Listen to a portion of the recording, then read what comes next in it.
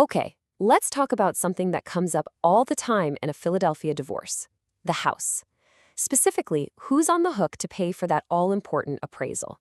It can get a little confusing for sure, but don't worry, we're going to break it down into 3 clear paths to help you figure it out. Yeah, let's just dive right in.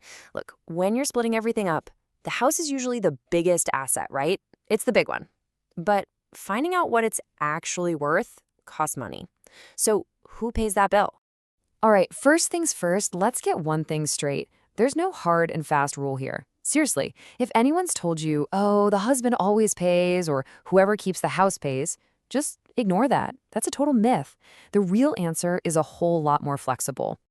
So where do we start? Well, let's look at the best case scenario first. This is what we call the path of agreement.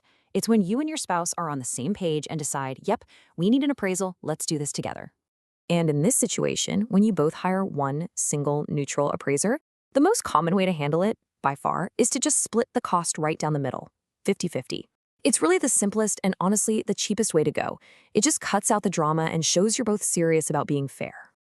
And this whole 50-50 thing isn't just about being nice. It actually lines up perfectly with how Pennsylvania law sees things. They call it equitable distribution. The whole point isn't a strict mathematical 50-50 split of everything, but what's fair.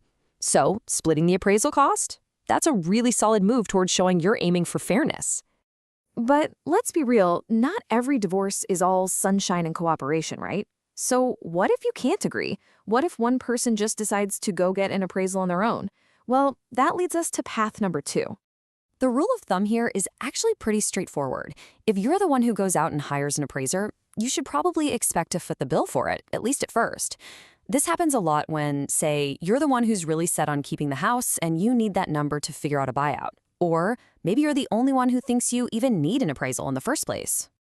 Okay, so this brings up the obvious next question, right? You go out, you pay for your appraisal, and your spouse takes one look at that number and says, no way, I don't agree with that. Now what? Again, the logic is pretty simple. If your spouse wants a second opinion because they don't like your appraisal, well, they're the ones who are going to have to pay for it. And this is how you can wind up in what lawyers call a battle of the experts, where you have 2 different appraisals that somehow need to be sorted out down the road. All right, so we've covered agreement and we've covered going it alone. What's left? Path number 3.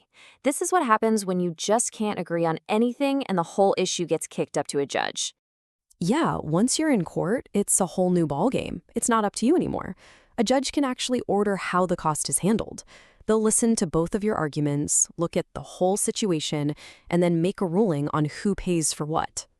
And a judge has a ton of flexibility here. They're not stuck with just one option.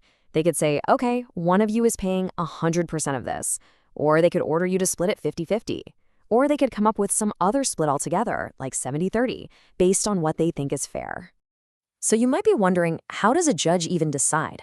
Well, they're looking at a few key things. For example, does one of you make way more money than the other? Is one person dead set on keeping the house? Who really stands to gain from getting this valuation done? The judge weighs all that stuff to make the final call.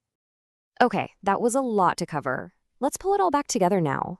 We've got our 3 paths: working together, doing it yourself, or letting the court decide. So what's the big takeaway here for you? Honestly, if there's just one thing you remember from all this, make it this. Forget those old myths. There is no automatic rule, period. It's not the husband pays, it's not the person keeping the house pays. It all comes down to what you agree on or what a judge decides based on your specific situation. This table really sums it up nicely. Think of it this way. If your divorce is mostly negotiated and you're working things out, you're probably going to hire one person together and share the cost. But if it's a more contested situation, it's way more likely that you'll each hire your own appraiser, and each of you will pay for your own. So at the end of the day, the right strategy really depends on what you want to happen. Are you trying to keep the house? Do you want to sell it? Are you hoping for a buyout? Knowing about these different paths gives you a huge advantage. It helps you figure out the smartest, most cost-effective way to move forward in your particular situation. Thanks so much for tuning in.